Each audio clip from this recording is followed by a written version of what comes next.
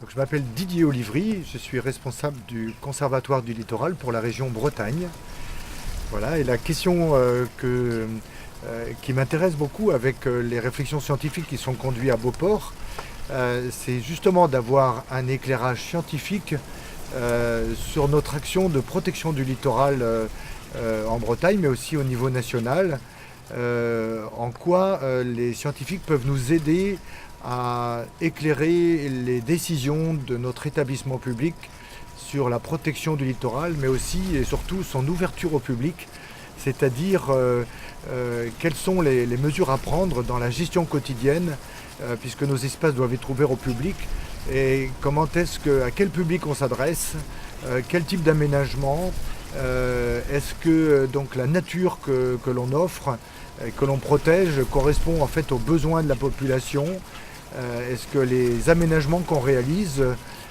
pour le compte de la biodiversité sont vraiment efficaces en termes de protection et de valorisation de la biodiversité, mais également pour les paysages, pour l'eau, pour l'aménagement du territoire. Et donc en cela, le fait de réunir comme ça pendant quelques jours des scientifiques de tous les horizons, ça nous permet justement d'avoir un regard très très large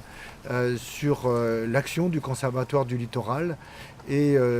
pour nous, c'est vraiment précieux d'avoir cet éclairage en permanence. Alors ce qui ressort des ateliers en ce moment, c'est un gros questionnement, puisque on se pose la question notamment assez originale d'ailleurs, de savoir comment est-ce qu'on peut réhabiliter un espace intermédiaire entre la rationalité scientifique et l'ésotérisme qui peut être porté actuellement par certains courants de pensée. Et on pense qu'il y a une voie médiane, bien entendu, mais qui pourrait permettre de réhabiliter en fait le sensible, l'approche humaine, sociale de nos espaces naturels au sens large. Et donc ça, c'est vraiment un élément important et peut-être un peu nouveau dans le monde scientifique qui était souvent porteur de rationalité.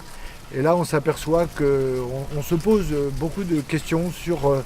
une approche plus humaine, sensible, qualitative, de la beauté, du paysage, de nos contemporains sur l'action et la gestion de ces espaces.